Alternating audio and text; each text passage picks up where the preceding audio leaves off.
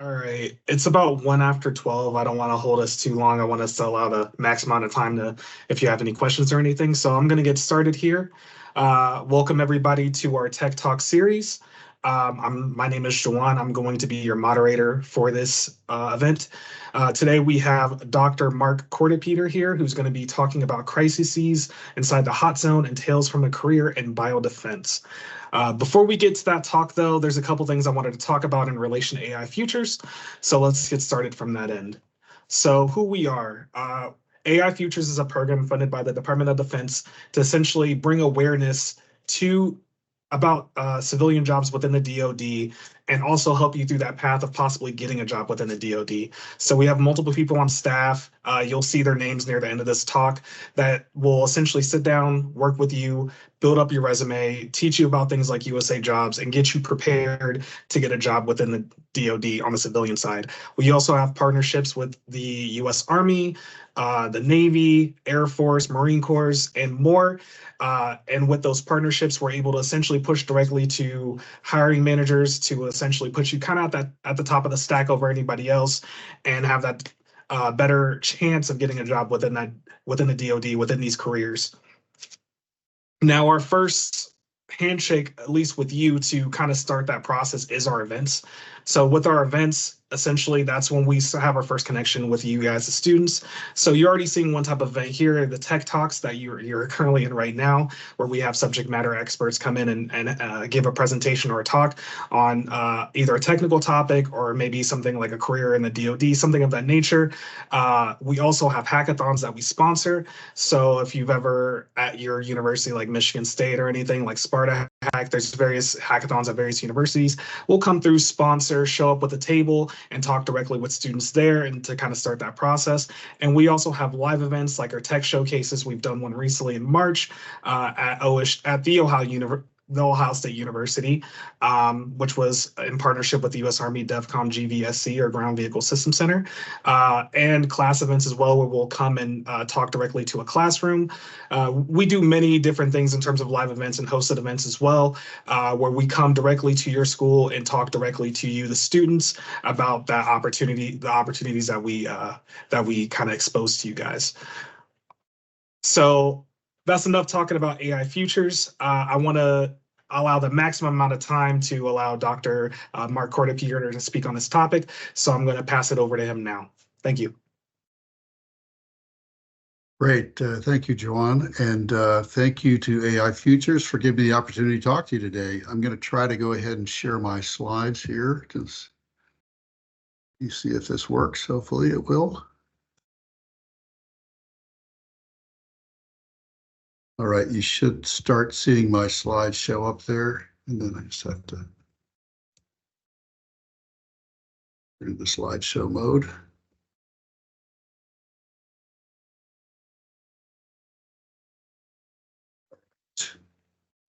Sorry, one last thing before you start. For anybody who has any questions, please post those into chat. We will go through and look at those questions at the end of the presentation, and I'll be presenting those to Dr. Mark Kortepeter to answer them. Thank you. All right, I'm just wondering, Juan, can you see this little thing which has a low in the lower right corner, or is that not coming through? I'm hoping it's not. You've got your initials there. Okay, I'm going to just remove it because I can't. It's blocking my slides. All right.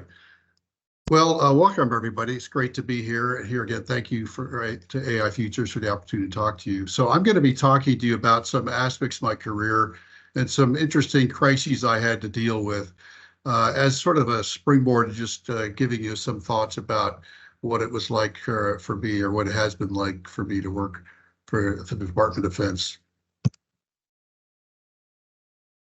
So, not advancing, hold on. Okay, there we go. So standard disclaimer, these are my thoughts. I currently work for the government, so these are my thoughts, not necessarily those of the government. So here's what I'm going to do, really, to try to highlight some of these activities I've been involved in.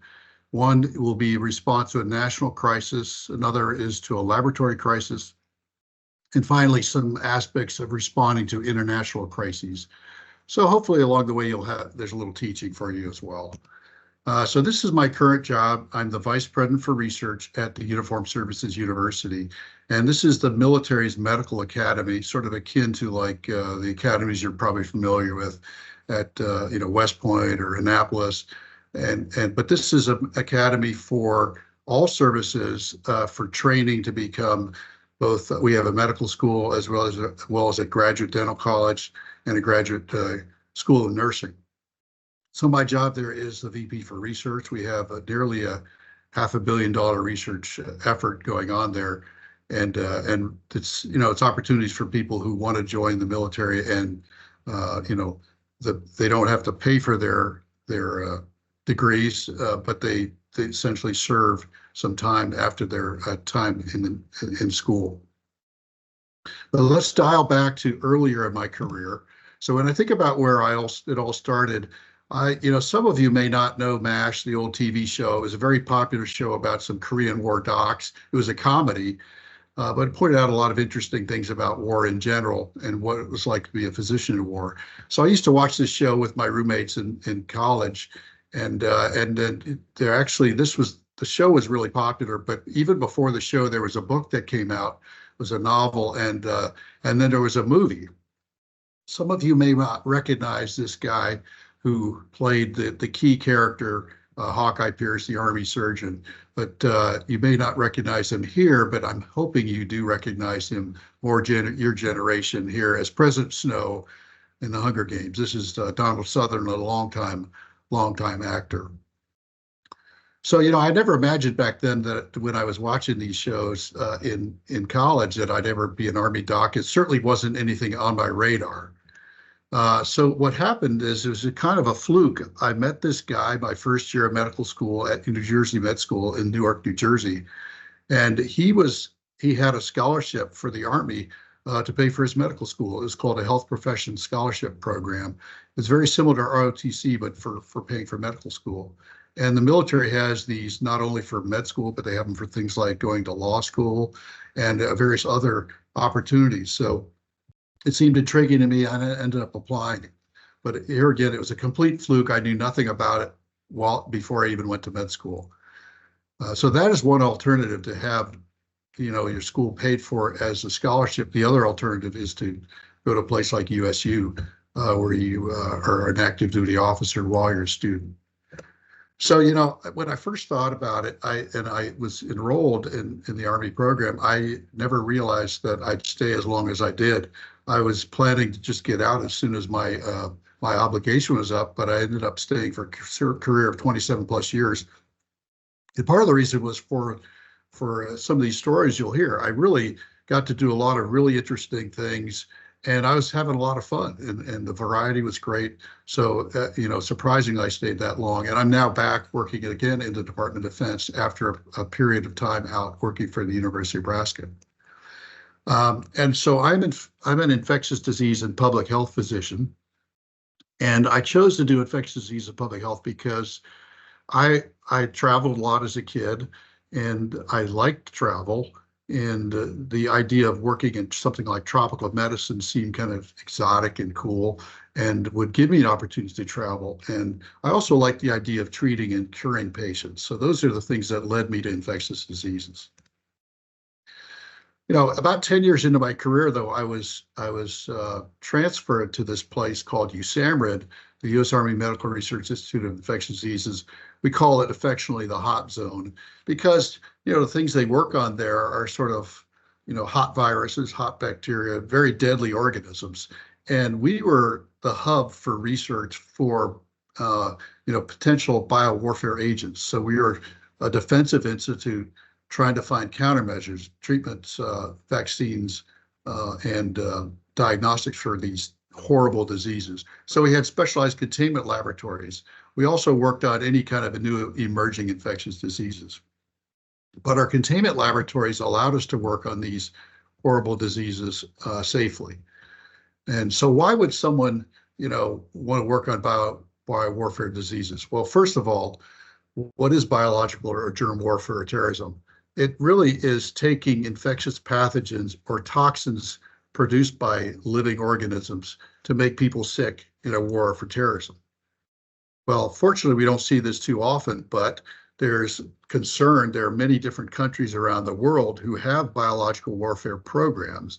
You can see the list there, various places, former Soviet Union, Iraq. So we have a pretty good sense of the fact that those two places, former Soviet Union and Iraq, had programs because since the breakup of the Soviet Union, we learned a lot about their program. And of course, because of the Iraq war, we know a lot about their program. We don't know so much about what's going on in Russia now. And there are many other countries, places like China, Iran, North Korea, where we have significant concerns about their bioweapons programs. And to give you an example of just how large scale this is an example of a program in the former Soviet Union, and this was taken by one of my former commanders at USAMRIID. And this is an inspection after the breakup. This is a facility with, these are 20,000 liter fermenters. So there's actually 40 of these in the facility. And making a biological weapon is not so different from making something like beer or wine or pharmaceutical products or vaccines. It really relies on common fermentation technologies, and that's what these were. These were fermenters. But you can see the Soviets had essentially an industrial scale ability to make bioweapons, and these were for making the bacteria anthrax.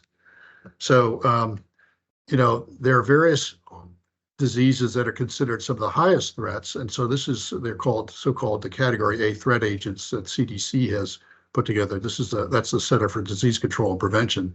So you can see these diseases like anthrax. Many of you probably heard about plague, botulism, smallpox, or viral hemorrhagic fevers such as Ebola or Marburg. I affectionately call these the chessmen of doom. And what I've done, I wrote a book about this in my career, which I'll talk about at the end, but I call them the chessmen of doom, essentially naming each of these deadly diseases or deadly bacteria or viruses that cause these diseases, a chessman on the chessboard. So I'll give you an example of that in a minute. So let's dial back a little bit in time to September 11, 2001. At the time, I was the chief of medicine at USAMRIID, and which means I dealt with any kind of lab exposures. I dealt with any, we had ways to protect people in the laboratory, et cetera. But this is a horrible time. And, I know many of you were probably either very young or maybe even not born at the time of September 11th. But I'm sure you've heard a little bit about what a horrible day that was when the Trade Center was attacked, and so was the Pentagon. But shortly after that, I'll be talking here about a national crisis. So I was chief of medicine. I came back to my office one afternoon, and I got this note on my desk, said, Mark, Tom Brokaw called. He's expecting your call back. Well, Tom Brokaw at the time was a very powerful man in the media. Probably many of you don't know who he was, but he's sort of the Lester Holt of 2001. And he was the anchor for the NBC News. And at the time, in those days, everybody would watch the network news every night. We didn't have so many other ways to get information. So he was a very powerful man. And this is what he looked like back then. So the story goes, so I ended up and made the phone call. The story goes that one of his assistants opened a letter a week prior with a white powder inside it, and it had threatening words on this letter. So they called the law enforcement. Police came and did some local testing on it. Didn't find anything of concern, and then it was discarded. But she now has this poorly healing lesion on her shoulder without a diagnosis. She's seen a couple doctors. The doctors are baffled. So this is one of the reasons they called us. This is what this lesion looks like. You can see it's a pretty prominent black scab. And then you can also see a little, these two, looks like biopsy sites that have been sutured. Now, I'll just mention at the time, we couldn't text photos around the way we do now. And I didn't actually see this photo. This pretty impressive photo. I didn't see this for at least a week after. So she did see a tropical medicine specialist before the call who had concern that this looked like the disease anthrax. And that's what prompted the call. So this is of concern, okay, and I'll call this, this could be a real problem if that's really what it is. So, one of the things we learn in medicine is when you hear something galloping towards you, when you hear hoofbeats, you're supposed to think about something common, like horses, and rather than thinking about something uncommon like zebra. Well, if this were anthrax, it would certainly be what you call a zebra in medicine. So what we said to Mr. Brokaw, well, we don't know what this could be. It could be anthrax. Could be something else that causes such a prominent scab like that, maybe a spider bite. And this person had some skin problems. Maybe it's an allergic reaction or something. So we said, go ahead and send us a biopsy on wet ice, and we'll do some diagnostic tests on it. So as I mentioned, I've named some of these 6 horrible diseases, the chessmen of doom. And so, for example, anthrax, I call it the queen because it's the most powerful piece on the chessboard, and it can travel in any direction across the entire board. And when you look at anthrax compared to some of these other diseases, anthrax is in some ways close to the ideal biological weapon. It's highly deadly, and it can travel long distance on the wind and spread up to 120 kilometers downwind if it's released at the right time in the air and make a lot of people sick. And the reason it can do that is it has these, develops spores as its way to sort of overwinter. You can see these spores have many different layers on the left there, and they can survive for a long time in the atmosphere, or they can survive a long time in the soil. In fact, what gets infected with this normally are herbivores, so sheep, cattle, goats. And the spores reside in the soil and they get infected while they're grazing. And then they die, and then they further contaminate the soil for the next round of animals.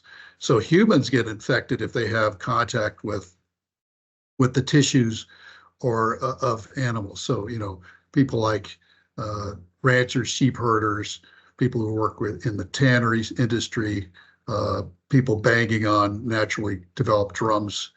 But this is an example of what happens when someone gets infected on the skin. It's a very obvious infection in that you get this black scab you can see under this child's eye, and then you get swelling out of proportion to the size of the scab. So you can see this child's entire face is swollen.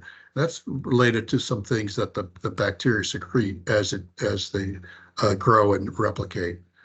But what we really worry about with anthrax, and this is why it's a bioweapon risk, is what's called inhalational anthrax. If you can see here on the left, someone's inhaling some of these spores. And by the way, anthrax, when it's in the spore form, is in the ideal particle size to get very deep down into the lungs, to get bypass all your protective mechanisms, such as your mucus, the cilia lining your nasal tract, and things like that, and your respiratory tract. So if you look here, the spores get down deep inside, and what it really causes is it's really a disease of the lymphatics more so than the lung. And you can see on the right, these large engorged lymph nodes, they become hemorrhagic, and they also start blocking the ability of the normal lymphatics in your chest to drain. And so you get what's called a pleural effusion here. This bunch of fluid fills up in the lungs, essentially crowding out parts of the lungs, making it hard to breathe. So this is a deadly disease, and we call this phenomenon a wide mediastinum. So what happens is on a chest x-ray, the center of the chest you can see there is white, and it sort of fills up the center of the chest. That's a very unusual finding. So then what happens is the bacteria get into the bloodstream, and I apologize for those who are squeamish, feel free to close your eyes. And it's like metastatic cancer cells showering the blood. The anthrax goes throughout the body. You can see the intestines in this one patient that died in the upper left. And you can see all these little black spots. Everywhere anthrax goes, it sort of has this sort of explosion of death locally. And then it also can get into the what's called the meninges. So you get this bloody meningitis, which also is a real problem. Well, shortly after this phone call, there was another letter that was sent to the Hart Senate office building here in Washington, D.C. And it said, "You cannot stop us. We have this anthrax. You die now. Are you afraid?" And so this is obviously concerning. And this was opened in the Senate building in Mr. Tom Daschle's office. And what happened is this person opened this envelope, some powder spilled out of it on her shoes, and then they called 911. All the 911 folks showed up, and then to try to assess what was going on. They didn't put any protective gear on before they went in the room. Well, when assessment was done on who might have been at risk for exposure, they found that everybody in that room, you're talking about 17 people or so, I think, ended up having an exposure because they found the spores actually in their nose. So this is a very deadly substance in this letter, very much able to aerosolize and spread very quickly. So we received this then as the referral lab, and my colleague Hank Heine, who was in the bacteriology lab, who was essentially putting this on plates to try to figure out, watch what it grows into, and then to determine what it's sensitive to, so we know which antibiotic to use to treat people who'd been exposed. He was really shocked to see how like puffy this was. If you know anything about baby powder, you puff it, it goes all over the room. And then so this is my colleague Johnny Zell, who actually opened the letter in the laboratory, and he's showing the letter. You can see it says Senator Daschle, and as he was opening this in the microbiology hood, as he pulled out the letter from the envelope, he saw this, what he called a sort of a smoke cloud, came up off the letter right in front of his face, and it really freaked him out. And this is a seasoned microbiologist, so he ended up crashing out of the laboratory, snorting bleach up his nose, and he came down to see us in the clinic, where we gave him a booster on his anthrax vaccine, as well as some antibiotics. And what he told me when I talked to him about it, he said, I saw the face of the devil in this sort of spore smoke cloud he saw. So he was very frightened, and this was a highly deadly substance. So the bottom line is the stampede of zebras had arrived at our doorstep in the face of this anthrax attack. We now know there were at least 5 letters that went through the mail shortly after 9/11, targeting both people in the media as well as people in government. And our response at USAMRIID was we went into 24/7 operations. We were the national hub for diagnostics and the FBI's referral center. My job as the chief of medicine there at the time was to lead the management of any laboratory workers who might have been exposed. And then unfortunately, we found later we had some contamination outside our containment lab, which is the last thing you want to have. And so we had to do sort of a mini outbreak investigation related to that, which I led as well. So at the time, I then had to go down to the White House to brief some folks there, and I've been back since a couple times for various other crises. All right, so I'll shift gears now and talk about a laboratory crisis. This is from 2004. One afternoon, while I was walking up the hallway again at USAMRIID, one of our virologists came rushing around the corner and blurted out, "We have an Ebola exposure in the laboratory." So I don't know what you know about Ebola, but here again, it's another deadly disease. And so I would call this a very bad day. There'd never been any cases of Ebola in the United States at this time. And in fact, there was no treatment or vaccine. So we really had nothing. So this is what happened. This was a 30-year-old female scientist. She was working with 10 mice infected with the worst, the most deadly species of Ebola, called Ebola Zaire, 2 days earlier. And what happened was she was working with these mice. She was on the 5th mouse using the same needle and syringe and turning the mouse upside down and then injecting a test preparation in their abdomen. And she ended up cutting her own thumb. What happened, the mouse kicked the needle as she was about to inject, and it ended up going through her gloves that she was wearing and cut her thumb. So now she has a cut from a contaminated needle with potentially with Ebola virus on the needle. So this is a very scary exposure. This is what Ebola looks like, magnified 80,000 times. It's what's called a filovirus, and it gets that name from the Latin term phylum, which means thread. You can see it's sort of a filamentous, thready-like organism. So Ebola comes from, Central Africa. Most of the outbreaks since 1976. There have now been, I think, 48 years of Ebola, but since 1976, most of the outbreaks have been in sub-Saharan Africa. Ebola gets its name from the Ebola River in the Democratic Republic of Congo, formerly known as Zaire. And of course, we had a huge outbreak in 2014 in West Africa, which I'm sure you've probably all heard about. So it's a deadly disease. They're, pretty much the first week people get fever, nausea, vomiting. They can have a lot of diarrhea, and then about the end of the first week, they start having problems. Maybe they'll have problems with bleeding, which is sort of like oozing at IV sites or bleeding around the gums, or they can have a lot of bleeding if they vomit blood or have bloody diarrhea. But despite what you might see in the movies, it's not so much the bleeding that kills people. People don't bleed from their eyeballs and things like that. But they do die frequently as a result of the fact that they go into shock, their blood pressure drops, and so the bleeding itself doesn't kill people, but it's really organ failure that does. One of the challenges with Ebola is that it spreads by direct person-to-person contact. But the problem is when you care for someone with Ebola, there's multiple chances to be exposed to their secretions, which are teeming with virus. So whether it's to their vomitus, to their diarrhea, to their blood. So people who work in hospitals taking care of the patients, or if they take care of the patient at home, these folks are at risk. And then there's a lot of people who get infected around funerals where there's close contact with the dead body. So us in the medical system are part of the problem in terms of where these exposures occur. So we had specialized things we developed in the Army for handling a patient, or in this case, transporting a patient, which have now been replicated in the civilian sector. And then we had a specialized facility called the Slammer, which was an ICU intensive care unit, which had 2 beds, but it was set up very much like a biosafety level 4 or maximum containment laboratory to be safe for the caregiver. So you can see some things if you look through this window on the left. You can see the decontamination shower. That's the metal door there. You can see also it has a gauge for measuring the air handling. So we would turn this on negative pressure. There's air filtration. There's a way to steam sterilize all the waste going out of here.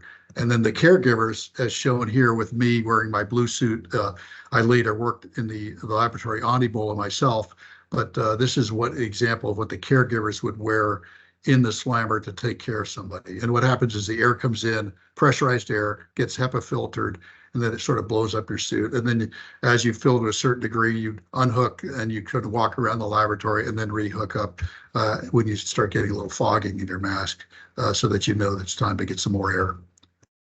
So my role in this situation, I was the senior medical advisor to the commander, who's the sort of the director of the lab.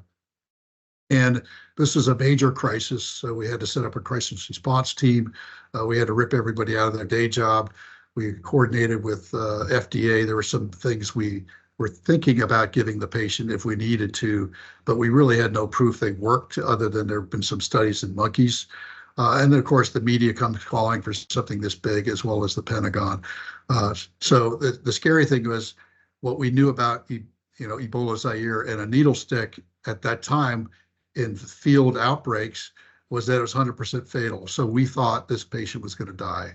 So we had 21 days of nail biting as she was put in, essentially in the Slammer. The good news is that she actually did well, and she ended up not getting infected. And you can see this is her last day in the Slammer. She's got a smile on her face, and that's one of her nurses showing a little newsletter we wrote that says, prisoner released from the Slammer today. So it was a happy event when she came out of there. And, now we've seen that there's a lot of interest in this concept of containment, which is I've been involved in now for 20 years. And other places have adopted this model of having some type of containment environment for patients such as Ebola or Marburg. And so, the Emory University has one. Nebraska has the largest in the country. In fact, that's why I worked for the University of Nebraska for 4 years after I got out of the Army. So, when I look back on my career, I've got a lot of different skills I've developed over time, infectious disease, public health, but then the military gives you opportunities for leadership. And of course, research and biodefense I've learned along the way. So what do you do with these types of skills, once you've accumulated them? Well, the Army likes to send you on a deployment. So I was sent to the Iraqi Freedom War in 2003. Here I am with a specialized response team. We are bringing certain countermeasures developed by the government, developed by the military, in case we had patients hit with a biological weapon, which was one of our concerns. So we're getting on this Black Hawk to fly out to the Comfort Navy hospital ship to teach them how to use these products.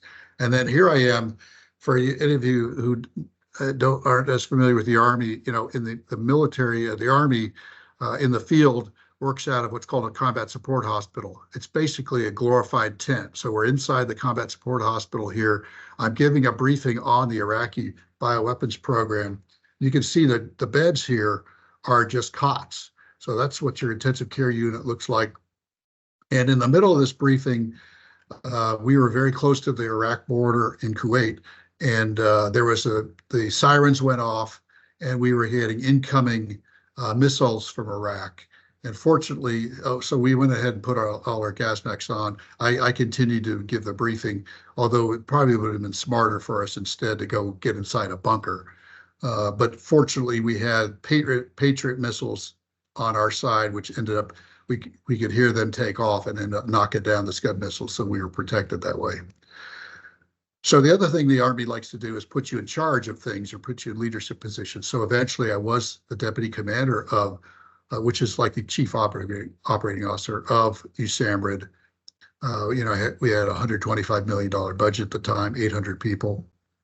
And then when I left USAMRIID around 2009, I went down to USU, where I am now, and I ran our infectious disease clinical research center, which is essentially a global network for conducting clinical research. The thing I want to just mention here is, so we have sites across the country. So the DoD has hospitals in various parts of the United States. So we had infectious disease work going on there. In addition, there are overseas labs. So people, interested in science and medicine can work out of these overseas labs in places like Kenya, Ghana, and Thailand, Peru. So they have these specific sites that have been there for decades conducting research on infectious disease threats. I'll say, okay, I left the Army in 2016, and now I'll talk about some international crises. So in 2018, there was another large outbreak of Ebola in the Eastern Democratic Republic of Congo, shown there in the middle of this slide. And then you can see the little country of Burundi just to the east there. Well, I was, because of the various things I'd done, the WHO needed people to go help out with this outbreak. And so they sent me to Burundi to serve as, to help them prepare for the potential that Ebola might spill over across the border. So I went there, essentially went and trained up their personnel in a number of different medical facilities and helped them with their Ebola treatment unit. So here I am in my office, you can see fairly austere. And then I went to these 10 different facilities. You can see me there on sort of tour with some Ministry of Health people, helping them be prepared and get their hospitals up to snuff for Ebola. And you can see when you drive around Africa, it's not quite the same as driving around the US. You can see pretty muddy, lots of potholes. It takes about 4 times as long to go anywhere as you would in the US on a highway. Well, transitioning then to the next crisis, in the fields of observation, Louis Pasteur said, chance favors only the prepared mind. And so in my book, I write, we only know one thing for certain, something else will come along when we least expect it, and it will be something we don't anticipate. That's interesting because I published that book in January 2020, which is just before COVID really hit, but that's what this is about now, this next crisis. And so I think about when did I really think this was going to be a problem? And it really comes down to this event that happened. Some of you may remember the Diamond Princess cruise ship parked off the coast of Japan, started having about 70 patients a day getting infected with COVID.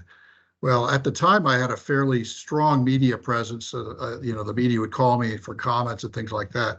And so what I said, what this pointed out was the ship infections pointed to an agent that's highly transmissible, at least in enclosed environments. The virus is unforgiving. There's no room for error in the use of personal protective equipment and hand hygiene.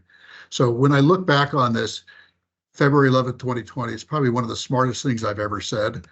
And when you think about it, you can see, when did this happen? This is the red arrow points to when I actually was interviewed about that. And you can see that's just before the massive explosion of cases across the world. And we now know that there are over 700 million cases with over 7 million deaths. It's been a really horrible, tragic event for the world. So during this period of time, because of the work I'd done in Africa with Ebola, the Pan American Health Organization came to me and said, hey, we could use your help in the Caribbean preparing facilities for COVID. So I went to this place called Dominica as part of a team. This is the island of Dominica. I didn't spend much time looking at the beautiful view, but I was there essentially to do the same thing I did in Africa. But in this situation, I was helping prepare the medical facilities, not for Ebola, but for COVID. And so this is what I was doing, going through their facilities, assessing them, telling them where they needed to shore things up. This is the island of Antigua, and we're with the Minister of Health here, me and some colleagues from PAHO, to help him as he was assessing his quarantine unit that he just built. The other thing I did was I was, for the University of Nebraska Medical Center at the time, I was the leader of a network called the Special Pathogens Research Network, and we had 10 facilities across the country who were prepared, and actually all of them had containment units, and we were prepared for the next Ebola. But because we had a network already in place, we pivoted rapidly toward COVID, and we worked at the NIH on many of their countermeasure trials for things like the drug remdesivir. So we were ready to hit the ground running. So, as I think about my career, I think I've been fortunate to be able to have worked all over the world. I've been to places, as you see, in Cairo, been to Tbilisi, Georgia, Kericho, Kenya. I've been more countries than I can name. And I never imagined I'd do all that when I first started, but it kind of fulfilled that desire to be able to go to exotic places and work with some great people. But I will say it hasn't always been a picnic. There's sometimes I had to sleep in some crappy places. So this is just as I entered Kuwait, trying to get a little shut-eye while waiting to be in process there. But every now and then there's something that's occasionally a significant hardship, such as when I got sent to the Maldives, staying in Kirumba, this beautiful island, to teach Iraqi physicians about biodefense because they couldn't get visas anywhere else. So there have been those times where I've gotten to do some really fun things, like to spend a week in a beautiful place like this. So, as I think about it, for me, it's really working in the military giving me a variety of activities to get involved in, whether it's patient care, research, teaching, field operations, or working with interagency partners or international partners. I've worked with NATO, worked with WHO, et cetera.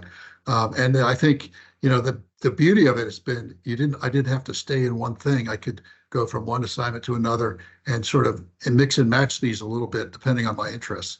And the skills I acquired as an Army doc have translated very well into these external opportunities once I got out. And some other things to think about, just generally working with the military, not every day is the same.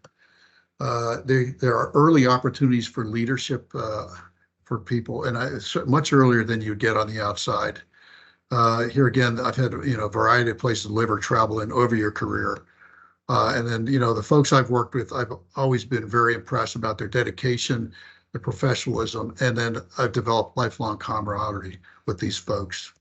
So, as you think about your own career, I think about it more of as a journey more than a destination. I never imagined the kinds of things I've been able to do or what things I would, what skills I would acquire, the crises I've been involved in, and the fun and excitement.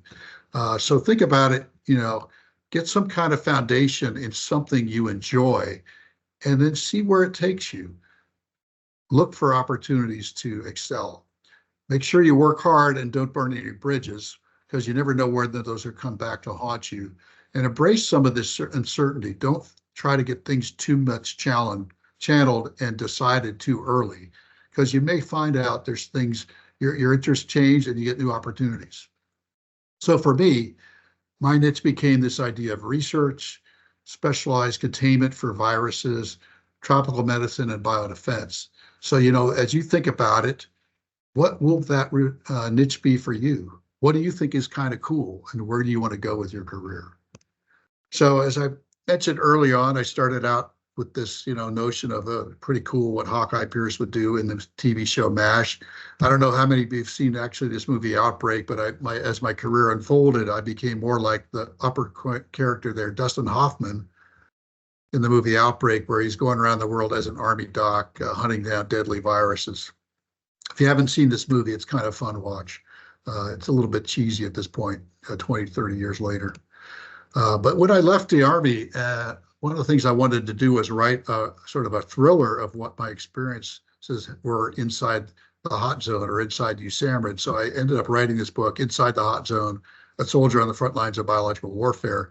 And, this was, I've written a lot of medical things, but not something that I was writing for the lay audience before. So it was pretty impressive, I thought, that this was optioned for film and TV by CBS Studios. So I worked with a Hollywood producer and scriptwriter on a television show.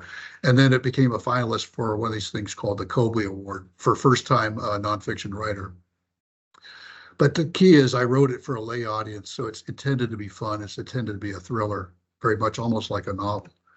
The other thing this led to was I was asked by Forbes to write for them for Forbes.com, so I'm a contributor to them. I thought when they first asked me in the middle of COVID to join their COVID front lines, I thought, well, maybe I could write 1 or 2 articles. I never imagined, here I am. I just published my 49th or 48th article with them recently about the Nipah virus, which is another deadly virus. And so you can find if you just search Forbes Kortepeter, you'll find me. So as we move along here to the quick Q&A, if you have any questions later, feel free to send me a question. Just said, if you have something that comes up that you think about, and I'm happy to answer your question. Just say where you saw me speak, and I'm happy to try to respond. And then I'll stop and take questions. Thank you for your attention. Thank you again for the time, AI Futures. I will stop my sharing here. So back to you, Juan. Yep. So let's get into the Q&A here. So there is one question I see here that got a ton of likes, so I'll start with this one. And I want to apologize in advance if I butcher any names. So the first one we have here from Angela Panilla, if I'm saying that correctly. As a current bioinformatics bachelor student, I'm curious about the various job roles available in the field. Could you shed light on the specific types of positions within DoD Biodefense? Additionally, what qualifications, skills, and experiences does DoD typically look for in candidates applying for such roles, particularly those with a background in bioinformatics? Lastly, could you offer any advice or tips for navigating the application process for DoD Biodefense positions as someone with a bioinformatics background? Well, I think I'd have to say what you want to do is see what they, in terms of what are they looking for someone like with your skill sets. I think you just have to look at what's available and see if you meet the requirements of the job description. I would say, though, the folks at AI Futures could probably give you advice on how do you sort of spin your application to beat whatever it says in the job description. But certainly in bioinformatics, there's a huge burgeoning need for folks like you, whether it's in medical surveillance aspects, whether it's trying to understand the healthcare operations, and are we putting the investments where we need them. So I would say there's definitely lots of opportunities both in the healthcare space and the research space, both domestically and potentially overseas. So that's probably the best I could say on that specifically. But yeah, definitely. I mean, there's a huge need, especially as some of these new technologies come available, AI, machine learning, et cetera, that we could be mining data, et cetera. Over. All right. The next one we have here is from Prisha Chabra. Again, I apologize if I butcher any names. What are some of the major roadblocks in developing immunization against such infectious disease?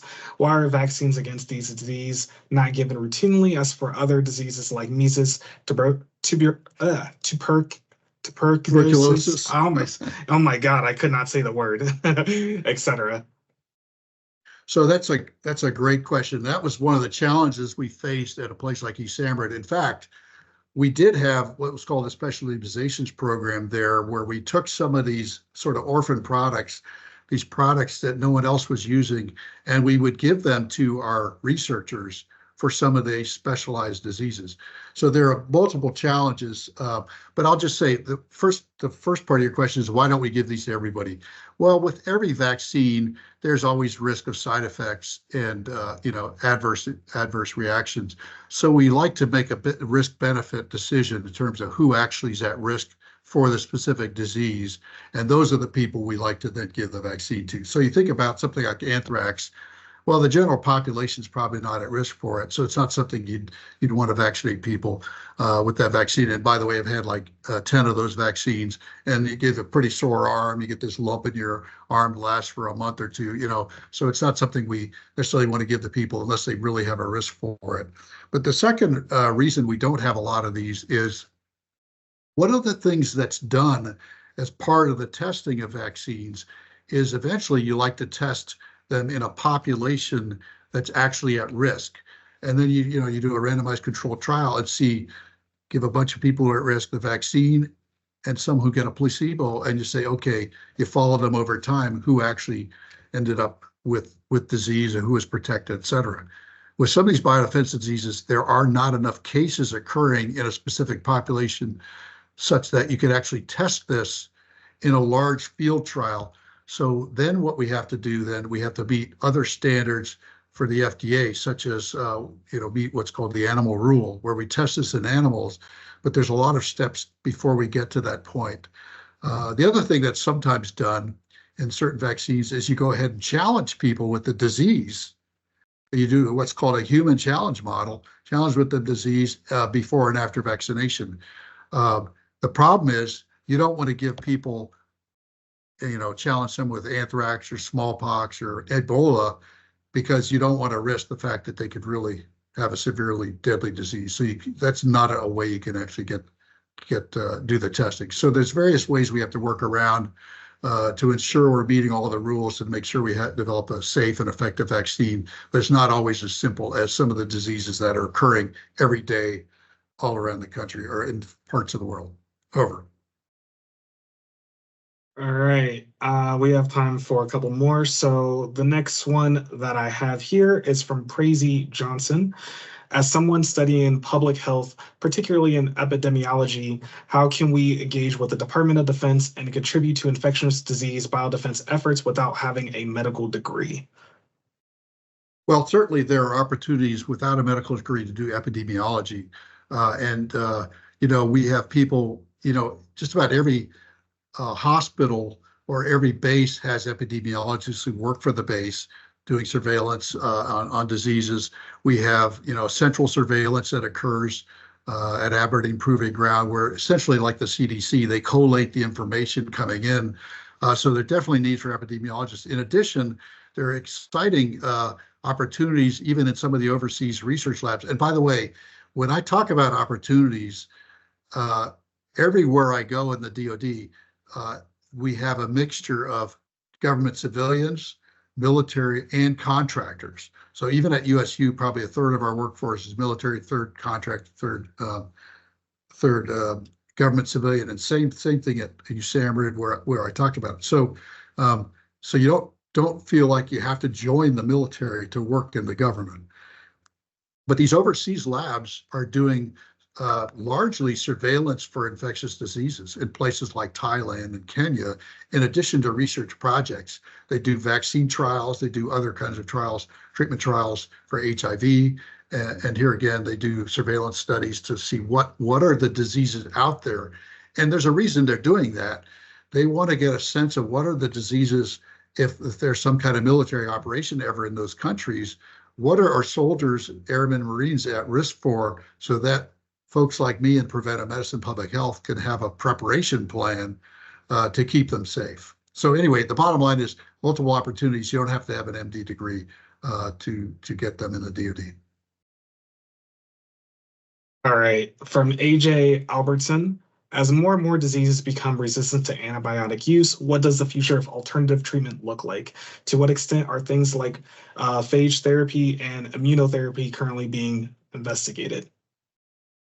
Yeah, it's a huge challenge. There've been several National Academy of Medicine assessments of this. In the military, we have a group that's focused on this. There's a White House, group on antibacterial resistance. The bottom line is there's lots of efforts, obviously efforts to try to develop new drugs and other countermeasures.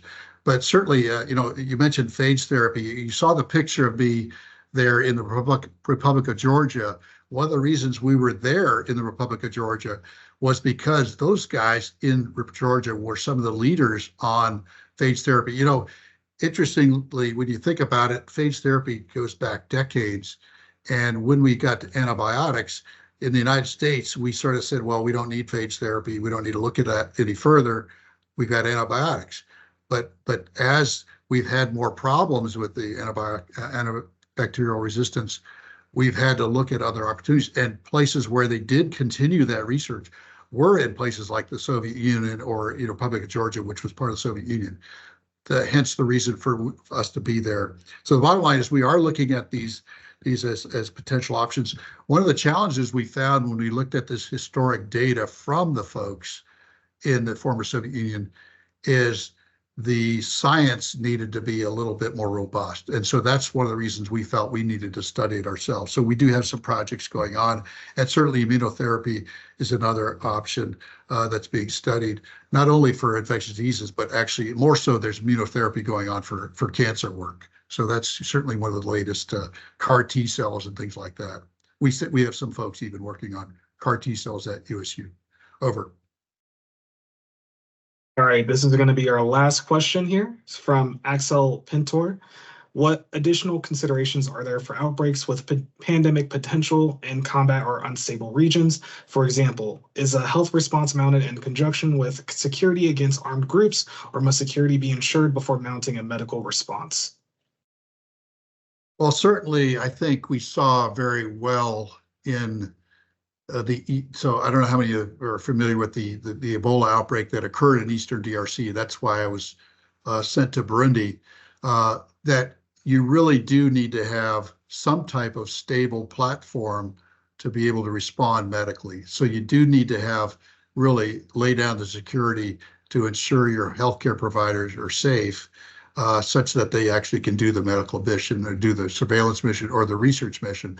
What I found is most important. So you have the security, and then you have sort of the medical system gets in place. And then if you're going to do research, because a lot of times what we like to do is if we can learn what's happening in an operational environment, for example, what was happening with Ebola, if you can actually do research, you can't take that out of hide. You really need to actually have a separate research team that works, sort of complementarily with the medical teams who are taking care of patients, such that the patients are getting the best care they could get. They're not being sidetracked. The caregivers not being sidetracked, and that the researchers have the needs to actually do their mission. And a good example is actually what was I doing in Kuwait as part of that Operation Iraqi Freedom. I was on a special response team.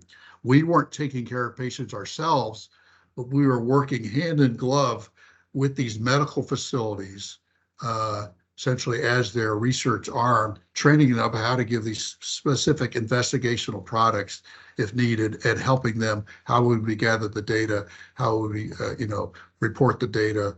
How would we interview the patients, get their consent, and things like that? So it all comes together. So it's a great question, very perceptive about the fact that you really do need to have, the foundation to be able to actually do our mission, our medical mission, the foundation of security. Over.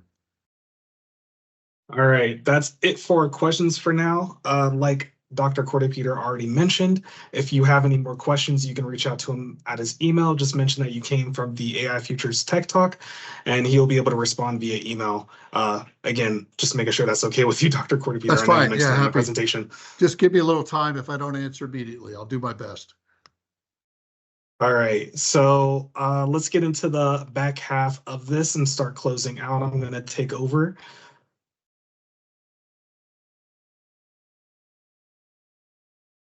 Oop. I need to stop sharing, I guess. I didn't realize I hadn't. There, I did it. Sorry. No, you're perfectly fine. I'm taking over right now.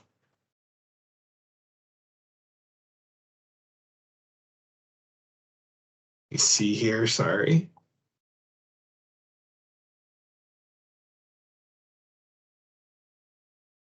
By the way, can I just make another thought here? If you Yeah. those while you're doing that, if you know, if you're interested in some kind of position or working somewhere, don't be shy about, emailing someone cold or link up to them on LinkedIn and then email them that way. And then the other thing is, if someone's willing to respond to stuff, don't be afraid also to just pick up the phone. You never know what you might get. But there's certain ways, you try an entry, email somebody, link in with LinkedIn, and then you email them through LinkedIn or something like that. And then try, so the key is don't be afraid to reach out and even give someone a cold email. Back to you.